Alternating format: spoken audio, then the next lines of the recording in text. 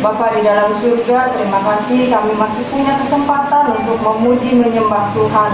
Dan sekarang kami siap untuk mendengarkan sedikit bagian dari firman-Mu yang begitu luas itu.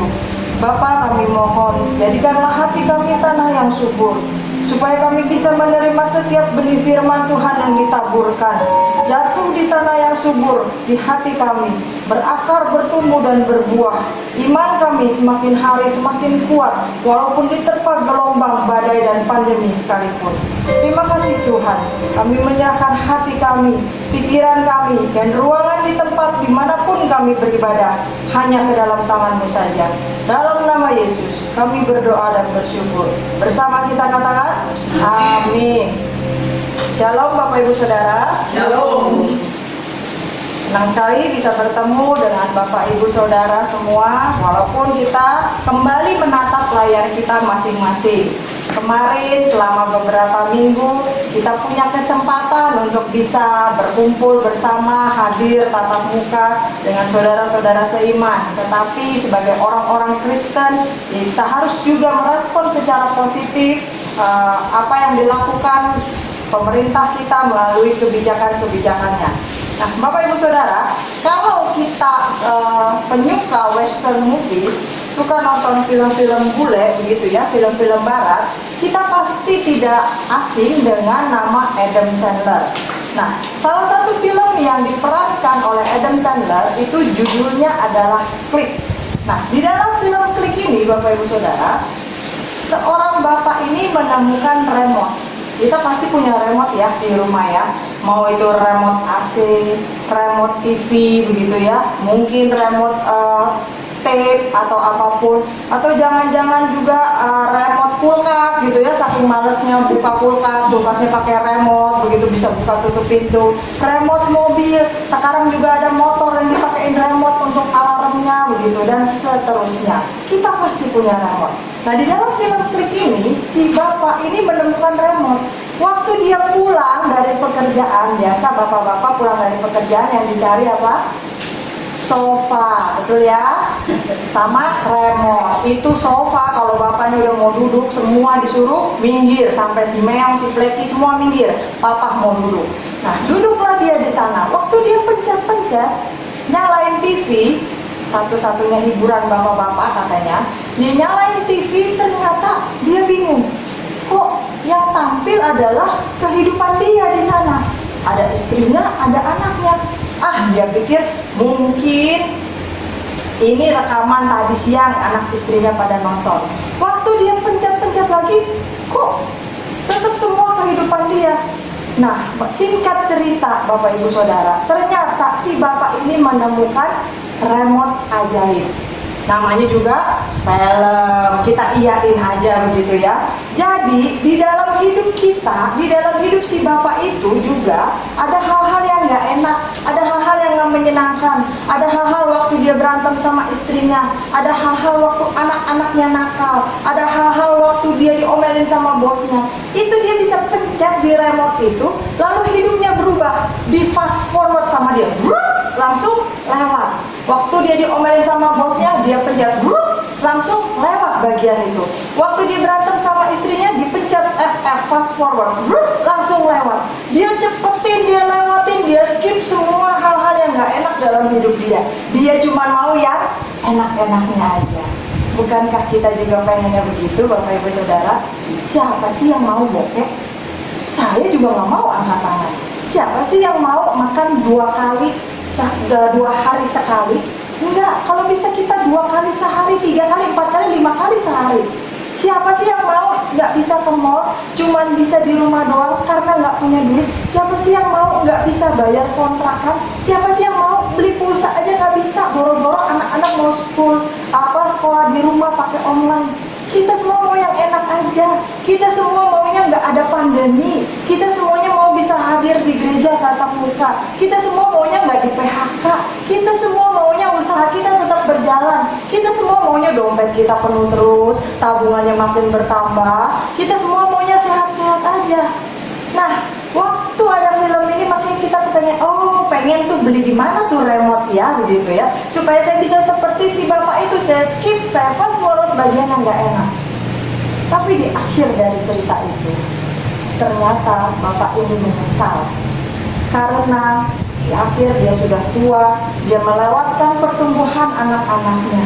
Dan anak-anaknya tidak lagi mengenal dia. Karena dia tidak pernah hadir di dalam kehidupan mereka, di dalam musim-musim yang dialami oleh anak-anaknya. Istrinya meninggalkan dia dan menemukan laki-laki lain yang lebih memperhatikan keluarga. Karena dia tidak pernah hadir di rumah, tidak pernah mengatasi masalah rumah tangga, tidak ada di dalam keluarganya.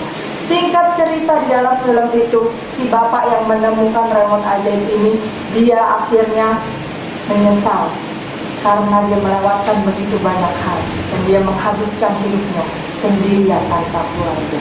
Tapi saat itu nasi sudah jadi bubur. Enak kalau bubur masih bisa dimakan. Ini udah nggak tahu lagi jadi apa, sehingga film itu selesai dipenuhi dengan penyesalan. Nah, Bapak Ibu Saudara, bukankah kalau kita pandang, kita juga pengen seperti itu? Bagian yang nggak enak di mana sih ini? Coba tanya anak-anak yang sekolah online. Capek mah, tugasnya banyak mah, pegel mah, bosen mah, nggak bisa ketemu teman mah. Nah, terus mau gimana? Nggak, sekolah pun nggak bisa. Andai kata sekolah dibuka pun, saya yakin Bapak Ibu Saudara tidak mengizinkan anak-anak untuk hadir di sekolah. Tapi kita tidak bisa skip, kita nggak bisa lewatin bagian yang nggak enak itu. Kita nggak bisa fast forward, kita nggak bisa menghapusnya. Kita nggak bisa, udahlah yang enaknya semua, yang nggak enaknya nggak bisa. Kita pengennya semua ngambil pilihan yang baik-baik saja, tetapi hidup adalah proses.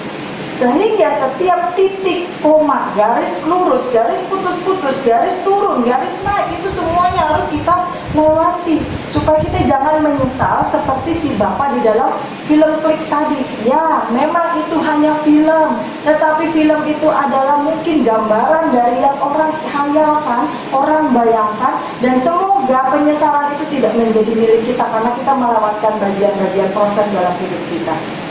Tapi beruntungnya kita yang punya Tuhan Yesus Kristus.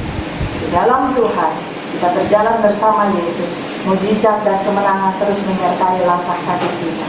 Tuhan tidak pernah menjanjikan langit akan selalu biru. Tetapi Dia berjanji di dalam badai dan gelombang, Dia akan terus berjalan mendampingi setiap langkah kita. Mari kita buka 1 Raja-Raja 17 ayat yang ke-7 sampai yang ke-16. 1 Raja-Raja 17 ayat 7 sampai yang ke-16. Ini kisah yang sudah sangat kita kenal tentang Elia dan janda di Sarfat. Saya akan membacakannya bagi Bapak Ibu Saudara. Bapak Ibu bisa mengikuti dengan Alkitab masing-masing di rumah. Elia dan janda di Sarfat, ayat yang ke-7 mulai. Tetapi sesudah beberapa waktu, sungai itu menjadi kering, sebab hujan tiada turun di negeri itu.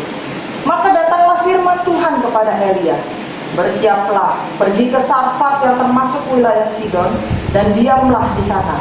Ketahuilah, aku telah memerintahkan seorang janda untuk memberi engkau makan. Sesudah itu ia bersiap, lalu pergi ke Sarfat. Setelah ia sampai ke pintu gerbang kota itu, tampaklah di sana seorang janda sedang mengumpulkan kayu api. Ia berseru kepada perempuan itu, katanya, cobalah ambil bagiku sedikit air dalam kendi, supaya aku minum. Ketika perempuan itu pergi mengambilnya, ia berseru lagi, cobalah ambil juga bagiku sepotong roti. Perempuan itu menjawab, demi Tuhan Allahmu yang hidup, sesungguhnya tidak ada roti padaku sedikit pun kecuali segenggam tepung dalam tempayan dan sedikit minyak dalam buli-buli. Dan sekarang aku sedang mengumpulkan 2-3 potong kayu api. Kemudian aku mau pulang dan mengolahnya bagiku dan bagi anakku. Dan setelah kami memakannya, maka kami akan mati. Tetapi Elia berkata kepadanya, janganlah takut, pulanglah, buatlah seperti yang kau katakan. Tetapi buatlah lebih dahulu bagiku sepotong roti bundar kecil daripadanya, dan bawalah kepadaku, kemudian barulah kau buat bagimu dan bagi anakmu. Sebab beginilah firman Tuhan Allah Israel, tepung dalam tempayan itu tidak akan habis, dan minyak dalam buli-buli itu pun tidak akan berkurang, sampai pada waktu Tuhan memberi hujan ke atas muka bumi. Lalu pergilah perempuan itu dan berbuat seperti yang dikatakan Elia. Maka perempuan itu dan dia serta anak perempuan itu mendapat makan beberapa waktu lamanya. Tepung dalam tempayan itu tidak habis-habis, dan minyak dalam buli-buli itu tidak berkurang, seperti firman Tuhan yang diucapkannya dengan perantaraan Elia. Nah, Bapak Ibu Saudara, kisah yang tadi kita baca di dalam Alkitab kita ini mirip-mirip dengan apa yang tadi saya ceritakan di dalam film Klik tadi, juga mirip-mirip dengan apa yang kita alami hari-hari ini di dalam hidup kita. Janda ini mengalami masalah, mengalami pergumulan, mengalami beban hidup yang sampai pada akhirnya dia bilang, ini roti tinggal segini-gininya, kalau kami makan setelah itu kami mati. Tentunya itu bukan sesuatu yang dipengenin sama si janda. Mana ada sih orang nggak punya kepengennya, nggak punya makanan lagi. Kita pasti pengen punya makanan yang mewah, punya makanan yang banyak, punya makanan yang enak. Kalau bisa kulkas kita penuh terus, di meja makan kalau bisa full terus, kalau bisa bahan makanan itu ada terus, kita pengennya begitu. Nah, apa yang bisa kita pelajari dari janda ini dan Elia di dalam kemiripan masalahnya dalam yang hidup kita alami sekarang ini? Yang pertama, ketika kita mengalami masalah, ketika kita mengalami beban hidup, ketika kita mengalami proses di dalam hidup ini, jangan takut, jangan bimbang. Saya ulangi ayat yang ke-13 bagian A. Tetapi Elia berkata kepadanya, janganlah takut. Itu yang diucapkan. Ya gampang, enak aja pendeta ngomong, jangan takut, jangan khawatir, tetap percaya. Paling juga pendeta bisa ngomong apa? Berdoa aja, kita dukung doa, Tuhan bekerja. Kedengarannya itu memang klise, tetapi itulah sumber kekuatan dari kita orang-orang Kristen. Nah, Bapak Ibu, kalau di dalam KBBI atau Kamus Besar Bahasa Indonesia, arti dari kata takut ini merasa gentar atau ngeri menghadapi sesuatu yang dianggap akan mendatangkan bencana atau melukai bagi kita. Nah, kalau kita lihat kembali, janda ini mengalami masalah nggak?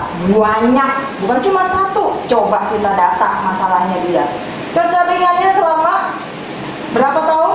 Memang di sini tidak dituliskan, tapi kalau Bapak Ibu membuka dari Lukas 4 ayat 25 sampai 26, Lukas 4 ayat 25 sampai 26 dijelaskan di sana kekeringan selama 3,5 tahun. Mungkin di dalam hidup ini kita nggak mengalami kekeringan harfurufiah seperti itu. Kemarin-kemarin baru hujan, sunter hujannya telat, selalu kebagiannya belakangan. Di tempat lain udah hujan lebat, di sini cuma baunya hujan, begitu kan? Di tempat lain sudah banjir, di sini baru gerimis, begitu ya. Nah, mungkin bukan kekeringan kemarau persis seperti yang kita alami, tetapi kekeringan di dalam hidup kita. Coba lihat dompet kita sekarang udah mulai kering belum? Coba lihat tabungan kita sekarang, coba lihat usaha kita sekarang, coba lihat kerohanian kita sekarang, coba lihat hubungan kita dengan keluarga, dengan teman-teman, dengan kenalan-kenalan, sudah mulai kering belum? Kemudian yang kedua, apalagi masalah si janda, dia janda. Di kalangan orang Israel, perempuan itu dianggap warga negara kelas sekian, nggak dianggap. Kalau orang-orang makan, laki-laki dulu semua duduk makan, sudah selesai, nanti baru perempuan makan di belakang kalau masih ada sisa. Ketika ada laki-laki duduk berkumpul, berpesta bersama, nggak boleh ada perempuan ikutan nimbrung di situ. Perempuan itu tugasnya di dapur, hanya sebagai supporter pelengkap penderita. Nah, dia janda, artinya tidak ada suaminya, tidak ada sosok laki-laki yang bisa melindungi dia, mengangkat martabat dia di mata masyarakat. Udah janda, punya anak, udah beban hidup sendiri berat, masih punya tanggungan. Kemudian kalau masih janda kaya, janda kembang, lumayan deh ya, banyak warisannya, masih naik Mercy. Oh, zaman dulu mungkin kudanya banyak, ontaknya banyak, masih dipandang orang lah ya mungkin. Dia ayat 10 berkata apa? Janda miskin. Dari mana kita tahunya dia miskin? Waktu Elia ketemu dengan janda itu, jandanya lagi ngapain? Manicure, pedicure, kerembat di salon? Enggak, Bapak Ibu, dia sedang mengumpulkan kayu api. Namanya orang mengumpulkan kayu api, pasti kayunya yang sudah kering. Kayu yang sudah kering biasanya akan jatuh di tanah. Waktu kayu itu jatuh di tanah, orang memungutnya harus dengan membungkuk. Artinya dia harus memposisikan dirinya membungkuk. Dan di mana dia melakukannya di pintu gerbang kota, namanya pintu gerbang. Banyak orang yang keluar masuk, banyak orang yang lalu lalang, banyak orang yang duduk. Tapi janda ini melakukannya, membungkuk-bungkuk, memunguti satu persatu kayu api. Karena apa? Karena dia miskin. Kenapa bisa dibilang miskin? Kalau dia kaya, dia bisa bayar orang untuk lakukan itu. Kalau dia kaya, dia tidak perlu lakukan pekerjaan itu, dia cukup beli kayu api. Kalau dia kaya, dia tidak perlu memposisikan dirinya seperti itu. Di pintu gerbang kota, memunguti satu persatu. Mungkin ada orang yang memandang dengan hina, ih ngapain sih perempuan, ih ngapain sih, nah. Tapi dia lakukan itu, karena dia miskin. Sudah cukup masalahnya Bapak Ibu? Masih ada lagi. Persediaan bahan makanannya hanya untuk satu kali makan. Kalau 1 bulan masih mendingan. Kalau 1 minggu ya lumayan dia walaupun udah deg-degan. Ini cuma 1 kali makan. Nyem blek, habis. Nggak ada lagi satupun. Terus stop sampai di situ, masih ada lagi masalahnya. Udah nggak ada makanan, tinggal buat 1 kali makan. Miskin melarat-rat. Ada tamu lagi datang. Mungkin dalam hati si janda gitu, kalau pakai bahasa kita sehari-hari dia bisa ngomong, ini hamba Tuhan nggak lihat waktu apa ya, lagi mungutin begini lagi susah, datang lagi minta air. Kalau kita pikir Bapak Ibu Saudara, ya elah minta air aja pelit amat sih lu, nih gue kasih dah sekardus karena kondisi kita sekarang. Tapi balik lagi ke konteks pada waktu itu, musimnya sedang kemarau, nggak tahu sampai kapan. Sama seperti kita sekarang ini, musimnya lagi pandemi, nggak tahu sampai kapan. Vaksin memang sedang diuji coba, berbagai tahap begini begitu. Kita tetap dukung doa, kita tetap doakan biar cepat ketemu, tapi tetap tidak ada yang tahu sampai kapan ini akan selesai. Sama waktu itu kemarau juga nggak tahu sampai kapan. Nah, ketika musim kemarau, yang paling berharga adalah air. Kalau kita lagi kayak gini gampang, mungkin tinggal buka kulkas, tinggal pencet dispenser, tinggal pergi ke minimarket beli dimanapun kita. Tapi waktu itu musim kemarau, yang paling berharga adalah air. Elia minta air sama janda yang miskin. Kalau orang kaya mungkin dia bisa suruh pembantunya ambil air dari sumur. Kalau orang kaya mungkin dia bisa beli air walaupun harga makannya. Tapi ini janda miskin, mungkin airnya juga diirit-irit, minum seteguk, sisanya pakai ludah mungkin gitu kan, biar awet. Elia datang minta yang paling berharga, yaitu air. Mungkin dalam hati dia bilang, kira-kira kayak nggak lihat no, rumah lain aja dia pendeta, rumah lain aja kayak nabi, ke orang lain aja kayak, kenapa mesti saya? Tapi dia tidak menolak kedatangan hamba Tuhan. Dia tidak menolak kedatangan Elia. Yang dikatakan apa di situ? Minta air, dikasih air. Hal yang paling berharga. Udah dikasih api, minta jantung. Udah dikasih air yang paling berharga. Terus minta apa lagi? Minta roti. Dibilangin apa? Ini rotinya cuma sedikit. Adanya juga nanti habis dimakan mati. Si tamu harusnya ngomongnya gimana? Coba kalau Bapak Ibu Saudara datang ke rumah orang, kita yang tahu malu, tahu etika, biasanya ditawarin, udah makan belum? Oh tante, dek udah makan belum? Kita biasanya akan jawab, udah, walaupun abis itu perut kita pegangin gitu ya. Tapi otomatis jawaban kita yang tahu etika dan tahu malu akan jawab, udah. Si tamu ini udah ditolak, dibilangin makanannya cuma ada segini. Harusnya dia bilang, oh ya udah deh, nggak apa-apa, buat kamu aja, maaf ya. Tapi Elia bilang apa? Ngotot, iya, saya tahu, saya paham kondisi kamu, tapi tolong buatin dulu buat saya, baru buat kamu. Bisa nggak kalau si janda ini pikir pendeta menunggak? Pendeta budak ya, saya udah bilang makanannya tinggal segini. Masa suruh kasih pendeta dulu, sisanya baru saya, kan saya udah bilang cuma segini. Dia nggak ada sisanya, aku Pak Pendeta, Pak Nabi. Tapi dia tidak lakukan itu. Elia bilang apa? Jangan takut, jangan bimbang. Masalah janda ini nggak kurang banyaknya dari masalah dalam hidup kita, Bapak Ibu Saudara. Mungkin tidak sama persis. Mungkin kita memang bukan janda dengan status miskin, melarat dengan anak satu dalam musim kekeringan. Tapi coba kalau kita mau datang kesulitan, masalah, pergumulan, tantangan, beban hidup kita, bukankah sama banyaknya dengan janda ini? Karena setiap orang punya perjuangannya sendiri. Mungkin kita aman dari segi perekonomian, tetapi keharmonisan keluarga kita tidak ada. Mungkin kita punya relasi yang baik dengan orang-orang di luar, tetapi kita tidak bisa mendekati atau menjangkau anak-anak kita sendiri. Mungkin kita pelayanan aktif di gereja, tetapi bisnis kita berantakan. Setiap orang punya masalahnya sendiri. Tetapi Elia katakan kepada janda tersebut apa? Jangan takut. Bapak Gembala sering berkata apa? Ojo wedi. Kalau anak-anak muda bilang apa? Fear not. Jangan takut. Masalah harus dihadapi dengan hati yang tenang, supaya kita bisa berdoa. Waktu kita menangis, nangis sama Tuhan, minta sama Tuhan, Tuhan kasih saya hikmat, Tuhan kasih saya jalan keluar.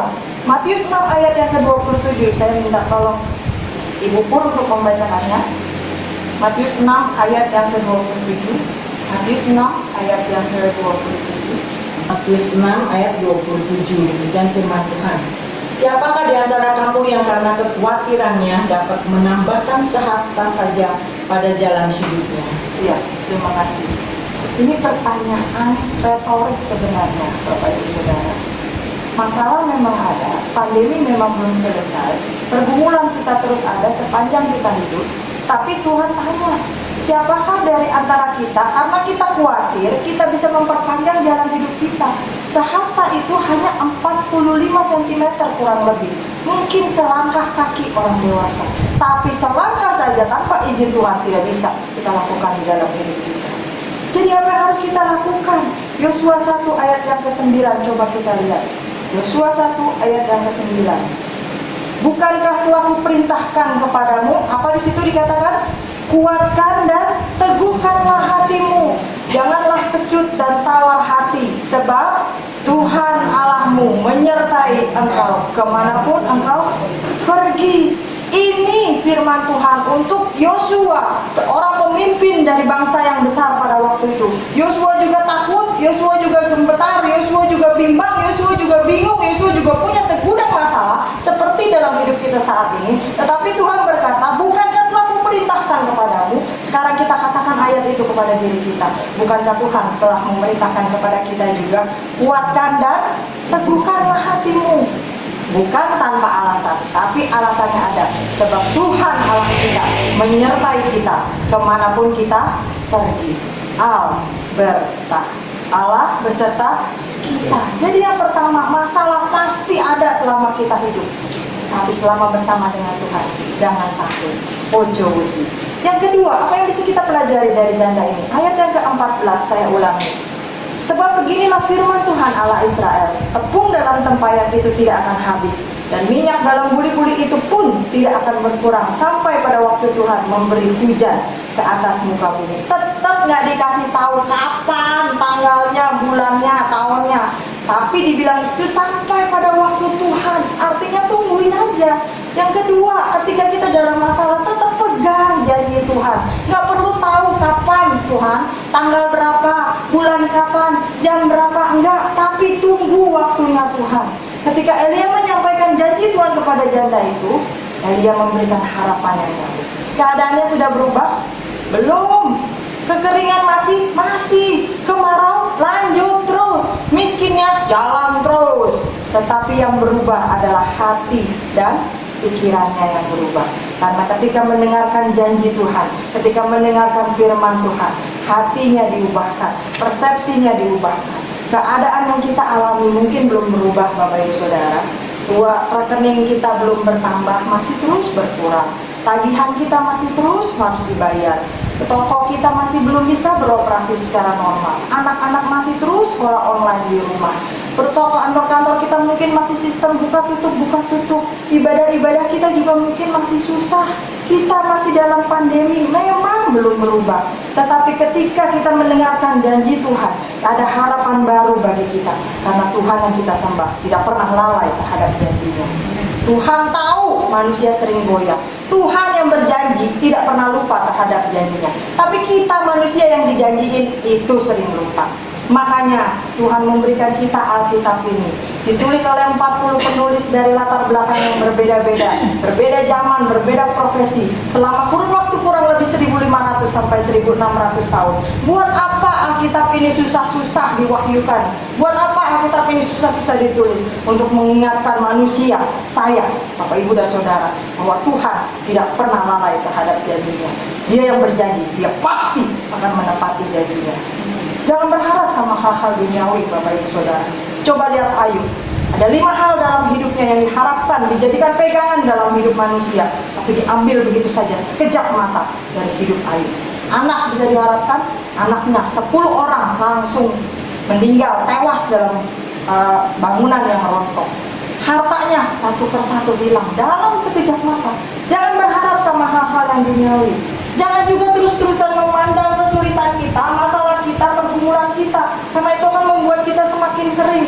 Coba lihat Petrus ketika dia berjalan di atas air, ketika dia mau menghampiri Yesus, matanya tertuju kepada juru selamatnya, matanya tertuju fokus kepada gurunya. Dia bisa berjalan di atas air, mengatasi air yang gelap itu, mengatasi segala gelombang. Tetapi ketika dia mulai memandang ke kanan dan ke kiri, dia lihat, oh gelap ya, oh ada angin ya, oh di bawah jangan-jangan ada hiu ya. Karena dia seorang nelayan, mungkin dia punya pengalaman yang dia gunakan pada waktu itu, dan matanya tidak lagi memandang kepada Yesus. Dan saat itu juga Petrus meminta, jangan terus pandang masalah kita. Kita punya juru selamat. Itu yang harus kita pandang. Saat tiada lagi jalan, tetap pegang janji Tuhan, bukan janji yang lain. Janji pemerintah bisa lewat, janji manusia bisa lewat, janji malaikat sekalipun bisa tidak ditepati. Satu-satunya yang menjadi pegangan kita adalah janjinya Tuhan. Khotbah 3 ayat yang ke-11a berkata, Tuhan membuat segala sesuatu indah pada waktunya. Kapan? Gak ditulis, ya tungguin aja kapan waktunya. Karena Tuhan berjanji segala sesuatu pasti akan indah pada waktunya. Yeremia 29 ayat yang ke-11 berkata, rancanganku bukan rancanganmu. Rancangan Tuhan selalu membawa damai, sejahtera, sukacita, dan pengharapan. Kapan terjadinya? Pegang terus janji Tuhan. Masih ada masalah, terus pegang janji Tuhan. Masih ada pergumulan, terus pegang janji Tuhan. Kenapa harus terus pegang? Sampai kapan? Karena Dia yang berjanji tidak pernah lupa dan pasti akan menepatinya.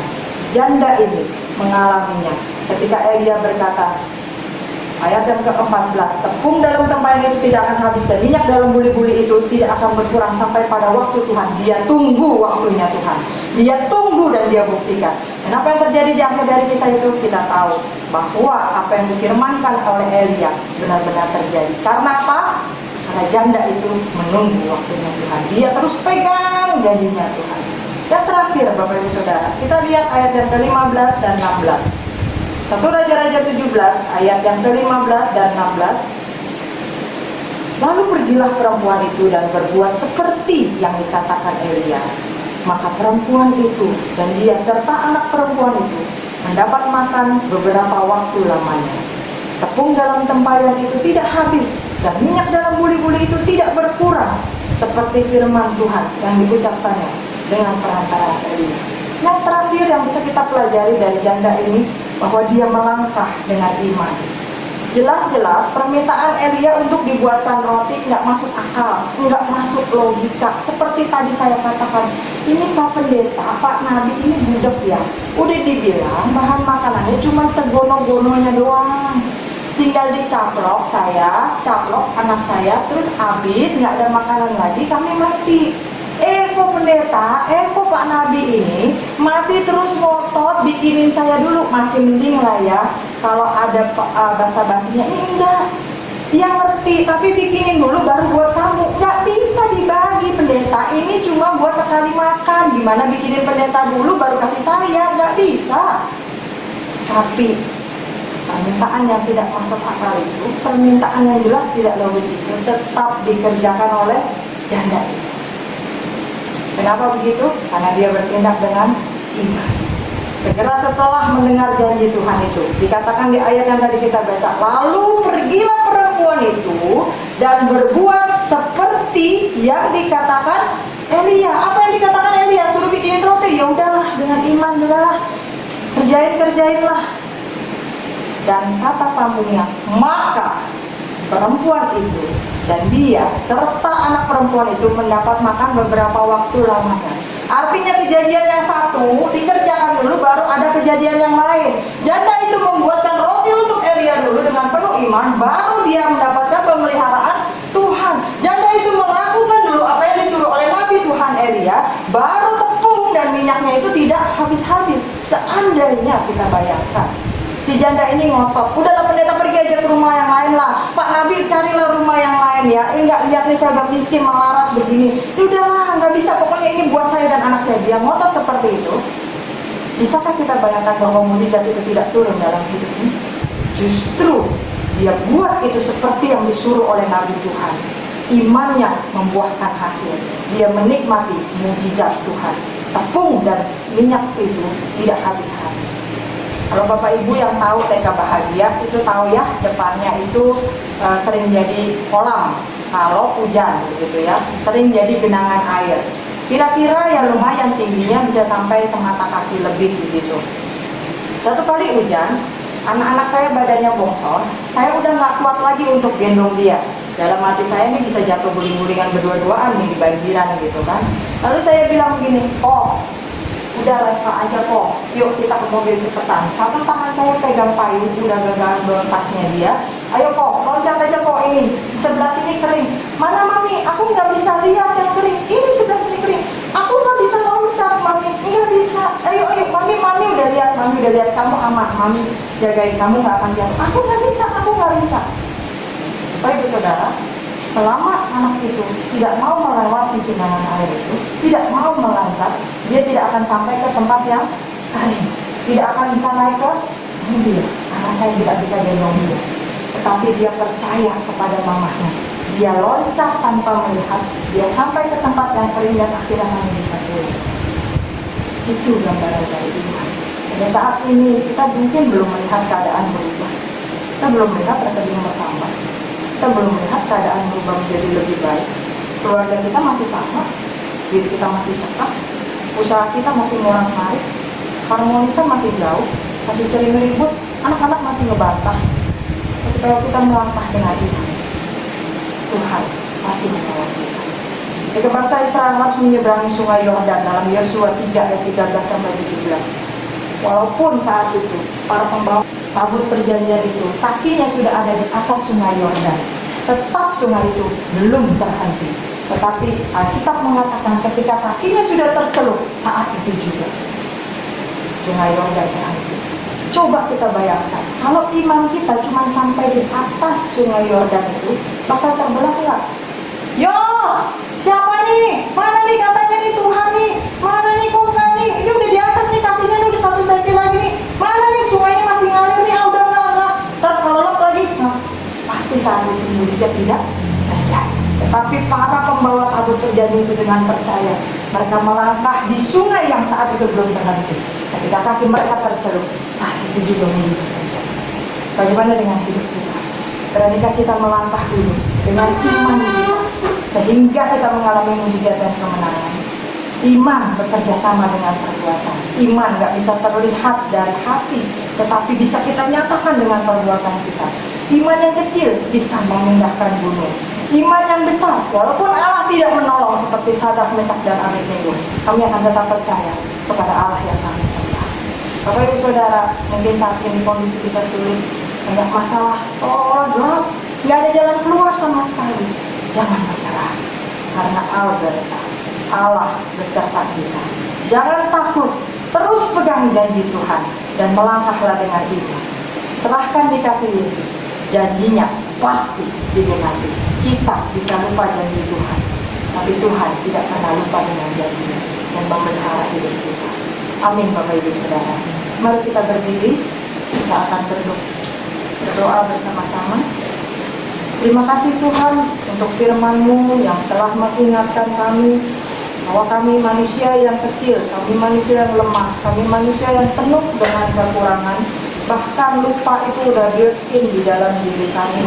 Seringkali ketika kami mengalami pertolongan Tuhan, lalu datang masalah yang lain, kami lupa dengan yang kemarin sudah kami alami. Kami lupa dengan mujizat yang Tuhan sudah kerjakan. Kembali kami takut, kembali kami ragu, kembali kami berteriak kepada Tuhan. Bapa di dalam surga, ampuni kami. Biarlah iman kami tetap teguh kepadamu. Kami percaya ketika Tuhan bilang jangan takut. Kami mau tetap percaya ketika Tuhan bilang ojo wedi. Tuhan tolong. Kami mau pegang terus janji Tuhan. Kami nggak mau berpegang dengan yang lain. Karena yang lain semu, yang lain bisa goyah, yang lain rapuh. Hanya janjimu yang tidak pernah berubah di dalam hidup kami. Ampuni kami Tuhan, kalau selama ini kami tidak melangkah dengan iman. Kami mau melihat dulu baru percaya. Padahal sebagai orang-orang Kristen, kami hidup dengan iman, bukan dengan penglihatan kami. Kami harus berjalan dulu melangkah dengan iman, karena kami harus yakin Tuhan selalu beserta dengan kami. Bapa di dalam surga, terima kasih. Walaupun di tengah pandemi yang entah kapan berakhirnya ini, walaupun di tengah kesulitan-kesulitan yang makin bertambah di dalam hidup kami, walaupun mungkin kenyataan masih jauh dari doa-doa kami, tapi kami percaya Tuhan, kalau kami berjalan bersama dengan Tuhan, segala sesuatu pasti akan menjadi indah pada waktunya. Karena kami menyembah Allah yang hidup, Allah yang tidak pernah berdusta, Allah yang selalu memelihara hidup kami. Terus kami masih bisa ada sampai hari ini, semata-mata itu hanyalah karena anugerah Tuhan. Kami percaya anugerah Tuhan itu akan terus terbukti di dalam hidup kami. Terima kasih Tuhan. Mari Roh Kudus, kami tahu melakukan firman-Mu tidak semudah mendengarkannya. Teruslah bimbing kami, terus kuatkan kami, terus teguhkan hati kami, supaya kami mampu menjadi pelaku-pelaku firman yang baik, dan bukan hanya sekedar pendengar saja. Hanya di dalam nama Yesus kami berdoa dan bersyukur. Percaya bersama kita katakan amin. Saya kembalikan.